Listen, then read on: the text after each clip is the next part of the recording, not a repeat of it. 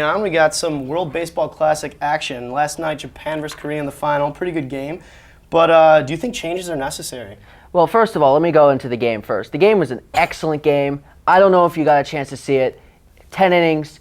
The fans were going nuts there because Japan versus Korea is like the American version of Yankees Red Sox. So you're seeing great fans all passionate about the game. However, the WBC needs changes. I really think they need changes because Japan, again, I mean, come on.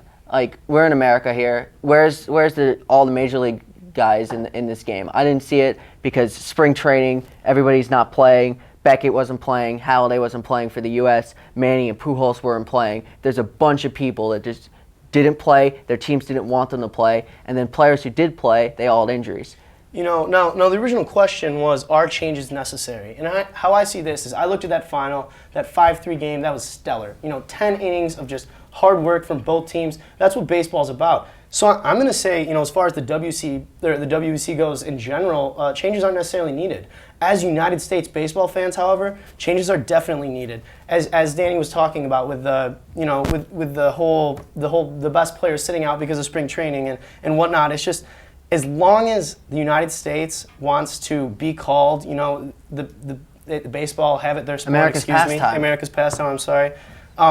They need to start setting their best players. So changes are necessary on that front as far as United States baseball goes. But, the World Baseball Classic, I think it was a success this year. Maybe it wasn't a success for us here in the United States because, we didn't see our team win. We saw them made it to the semis and bow out, with subpar players possibly. Some good players too, but, I would change when it takes place, okay? Because I don't think March is the best time because all the top players in the world are too busy worrying about April to September. They have to play 162 games. So to me, I would move it actually, make All-Star Week 1 week, have the WBC, you can have preliminaries. Danny, you can have preliminaries in March or something, but then the semis and the finals, make it the same week as the All-Star game. That's a good point, but a lot of negotiations went on when the WCB was being created, and that was discussed. But this was the only solution they come up with. So, all right, moving on, we're going to now talk Detroit basketball, and Miami's Dwayne Wade came into town on Sunday. I think he scored, 39 points, 6 assists, something like that. Now the Pistons are 1 game under 500, and they're the 7th seed, but they're only a few games out of not being in the playoffs. So what do you think about that? Well, actually, Rohde, that's 2 games out of the 8th seed. I'm not exactly sure how far the 9th seed is back. But, this is something that it's kind of sad. You have, Allen Iverson, Rasheed Wallace, Rip Hamilton, Rodney Stuckey, all having injury problems in the past 2 weeks or so.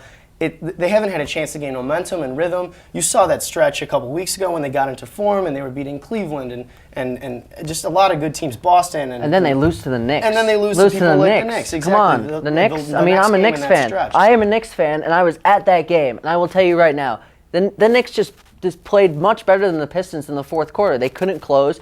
You see Rip has missed the last 4 games. Sheed has missed the last 7. Iverson's missed the last 13, yet they're supposed to all come back soon. But it's not a good feeling when all your superstar players are not playing. So to me, it seems like that the Pistons are really struggling right now, and they really need to pick it up. One thing, though, I don't think Pistons fans should, throw their hands up in despair yet, considering they don't have the easiest schedule coming up. They're playing some playoff teams in Chicago and the Lakers, Philadelphia and Cleveland, but it's going to get easier after that, and they're going to have a chance to get a break and let their players get rest and get back into rhythm, hopefully while still in playoff position. And heading into the playoffs, we could see a team that could come together, hopefully, like in past years.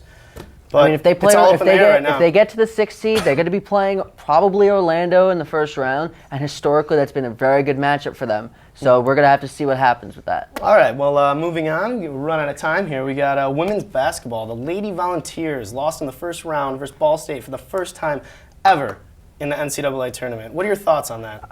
Pat Summitt has been a great coach for forever. They've made the tournament every single season. They've made the Sweet 16 every single season. And then to go into this tournament as a 5 seed and just lose the first round game, not just a close game, they lost by 16 points. And they lost to a team that had never made the NCAA tournament. So I don't know if people saw it. It's very toward the end of Sunday, so people weren't really looking at it. But it was a huge loss. It was absolutely a huge loss. It was a huge loss. But like you said, they were a 5 seed this year. This team had 6 freshmen and 1 redshirt freshman. That's 6 true freshmen playing in this game. They graduated all 5 starters last year, and you can't blame Pat Summitt for that. You can't even necessarily blame these freshmen that are playing in this game. They had a great season. They came out a little flat and they lost. But if anything, this shows that parity in women's basketball is on the rise, and you're not going to have the best teams winning all the time. It's actually, I see it as a good thing. I mean, UConn's still 35 we'll and 0 now? We'll see what continues to happen, and I think things could change as we move on to the future. But anyway, we're going to go ahead and do a commercial break. When we come back, we're going to get main event, talking some baseball.